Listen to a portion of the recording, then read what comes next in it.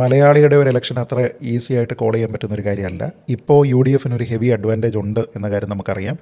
സാധാരണഗതിയിൽ നമ്മുടെ നാട്ടിൽ ഈ ലോക്കൽ ബോഡി തെരഞ്ഞെടുപ്പ് കഴിഞ്ഞതിന് ശേഷമാണ് ഉടനെയാണ് ഈ നിയമസഭാ തെരഞ്ഞെടുപ്പ് വരുന്നത് എന്നുള്ളത് കൊണ്ട് തന്നെ അതിൻ്റെ ഒരു പാറ്റേണും നമ്മൾ സാധാരണ കാണാറുണ്ട്. അപ്പോൾ കഴിഞ്ഞ തവണയൊക്കെ നമുക്കറിയാം LDF വലിയ ഭൂരിപക്ഷം ഉണ്ടായിരുന്നു. അപ്പോൾ LDF ഭരണ തുടർച്ച തന്നെ വന്നു. അങ്ങനെ നോക്കിയാൽ ഇത്തവണ UDF വലിയൊരു മേൽക്കൈയുണ്ട്. അങ്ങനെയാണെങ്കിൽ UDF തന്നെ വരണം. പിന്നെ ഈ സർക്കാരിനെ എതിർക്കാൻ പറ്റുന്ന കുറേയധികം കാരണങ്ങൾ ഇവിടെ ഉണ്ട്. എല്ലാം ശരി തന്നെയാണ്. ഇതേ കാരണങ്ങൾ കഴിഞ്ഞ തവണ ഉണ്ടായിരുന്നു കേട്ടോ.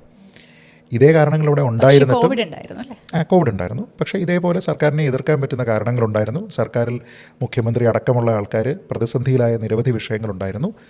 പക്ഷേ എന്നിട്ടും അവർ സർവൈവ് ചെയ്തു. കോവിഡ് അവിടെ ഉണ്ടായിരുന്നു. അപ്പോൾ ആൾക്കാരെ സംബന്ധിച്ചിടത്തോളം അവർക്ക് കിട്ടിയിരുന്ന കുറേ ഹെൽപ്പ് ഉണ്ടായിരുന്നു.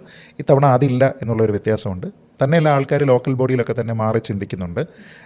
UDF ഒരു വലിയ സാധ്യതയുണ്ട് എന്നുള്ളത് ഒരു റിയാലിറ്റിയാണ്. പക്ഷേ സ്റ്റിൽ ഇലക്ഷൻ ഇനിയും ബാക്കിയുള്ളത് ചുരുങ്ങിയ സമയമാണെന്ന് പറയുമ്പോഴും ചുരുങ്ങിയ സമയം എന്ന് പറയുന്നത് മലയാളിയെ പോലെ വളരെ വോളറ്റൈലായിട്ടുള്ള, വളരെ ഡൈനാമിക് ആയിട്ടുള്ള പൊളിറ്റിക്സ് ഉള്ള ഒരു സമൂഹത്തിനെ സംബന്ധിച്ചിടത്തോളം വലിയ സമയമാണ്. നമ്മുടെ നാട്ടിൽ അതുകൊണ്ട് ഇലക്ഷന് തൊട്ട് മുമ്പ് നടക്കാൻ പോകുന്ന സംഭവങ്ങൾ, ആ സമയത്തുണ്ടാകുന്ന ചർച്ചകളൊക്കെ തന്നെ നമ്മുടെ ഡിസിഷൻസിനെ സ്വാധീനിക്കാനുള്ള ഒരു സാധ്യതയുണ്ട്. പക്ഷേ ഈ സമയത്ത് ഇന്ന് ആൾക്കാർ തെരഞ്ഞെടുപ്പിന് വോട്ടിങ്ങിൽ ബൂത്തിലേക്ക് പോയി കഴിഞ്ഞാൽ UDF ഒരു ക്ലിയർ അപ്പർ ഹാൻഡ് ഉണ്ടെന്നാണ് എൻ്റെ തോന്നുന്നത്.